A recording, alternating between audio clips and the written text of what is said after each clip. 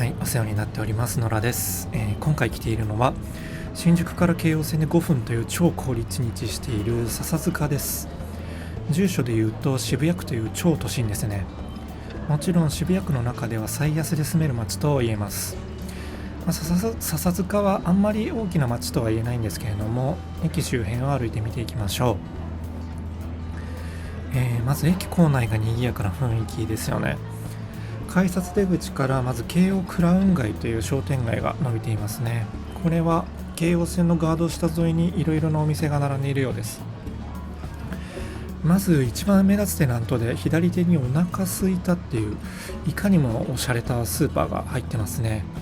見た目の雰囲気の割に激安野菜が並んでいて人気のお店ですね。でその先にはカルディも入ってますね。笹塚はスーパーも結構あるんで食材にはこと書かなそうです。そしてその先には飲食店がずらっと並んでる感じですね。ロッテリアとかお寿司とかケンタッキー吉野家など、豊富に揃っていますね。そしたら駅を出て南口の方から見ていきたいと思います。まずほぼ駅直結の形でフレンテ笹塚っていう、駅ビルというか京王電鉄の商業施設があります。この中には ABC マートとか無印良品、スリーコインズ、あと成城石井など、40店舗くらいが入居しています。3階まででそこまで大きくはないんですけれども、おしゃれファッションとかカフェとか飲食店とか一通り入ってるんで、笹塚で買い物を楽しむならここっていう感じですかね。でここは建物としては2015年に再開発事業で誕生したメルクマール京王笹塚っていう、地上21階建ての複合ビルですね。でその中にフレンテ笹塚だけではなくて、上階フロアには渋谷区立の笹塚図書館などの、公共施設も入ったりしています。で笹塚は渋谷区でありながら下町っぽい雰囲気も残るエリアになるんですけれども、さすがに駅周りはかなりおしゃれな感じに、最近作られてますね。そしてメルクマールのビルを横に抜けると、今度はちょいレトロな雰囲気がする笹塚ショッピングモール21っていう商業施設があります。この中にはちょっとだけセレブ仕様のクイーンズ伊勢丹とか紀ノ国屋書店とか、あとニトリのデコホームっていうニトリの、人気商品を中心に扱っている小型の店舗も入ってます。あとは他に眼科とか皮膚科とか、歯科ですね、歯医者とかクリニック、薬局とか医療系のあれこれもここに集まっているので、体調不良の時はお世話になりそうなところですね。そしてその先には観音通りという昔ながらの商店街が伸びています。駅から離れると秒で下町っぽい雰囲気になりますね。でこの商店街自体も200メートルくらいでそんなに大きくはなくて、平日だからか人通りもかなり少ないですね。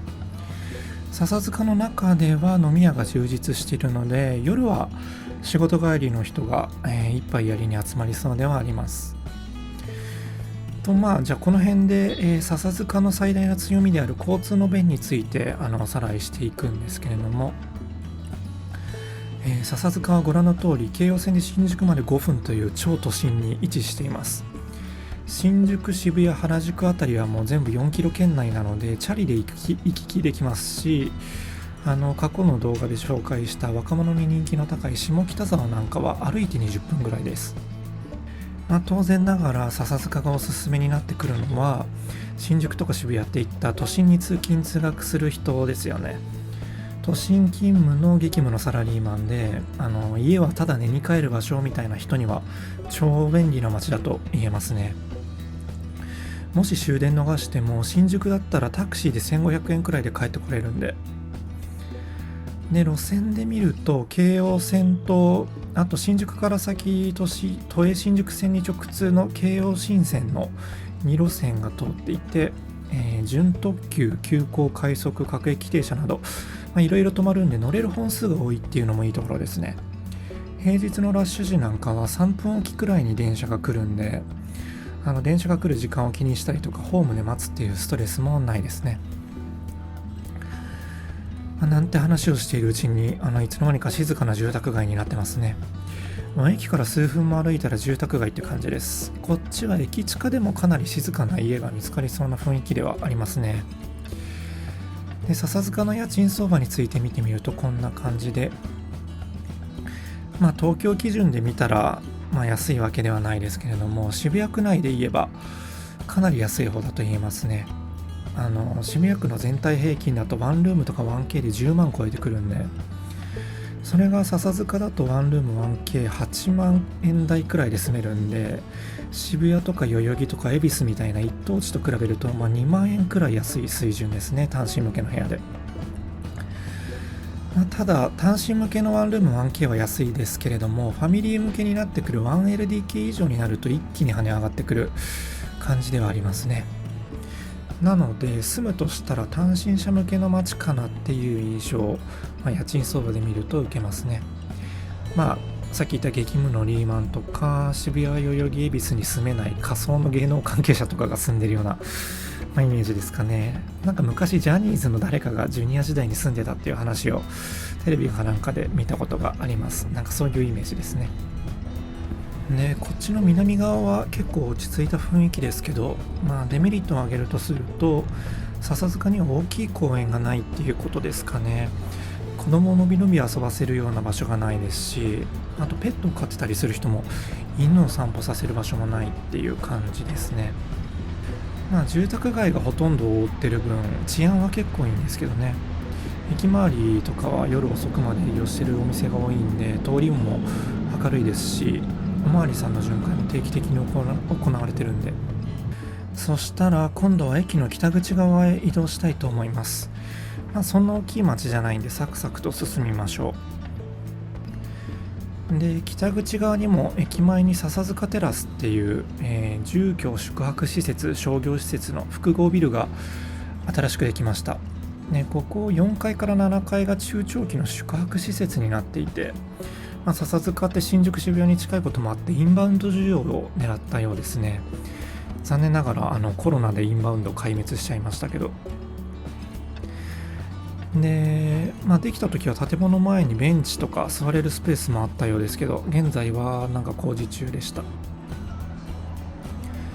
そして北一本進むと目の前にいきなり甲州街道と首都高が走っています。もうほぼ駅の真横と言っていいレベルですね。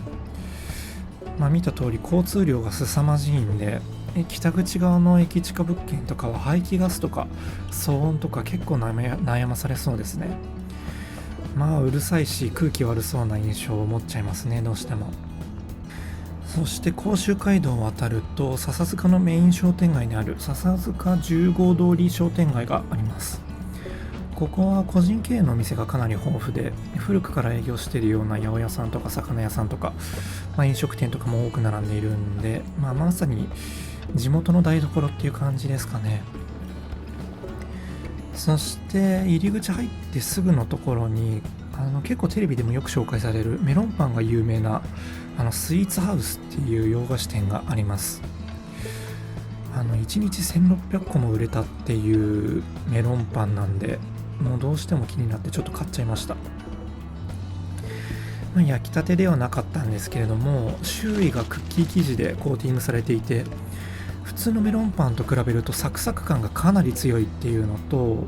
そのせいもあってか中が余計にふわふわに感じてめっちゃ美味しいですね。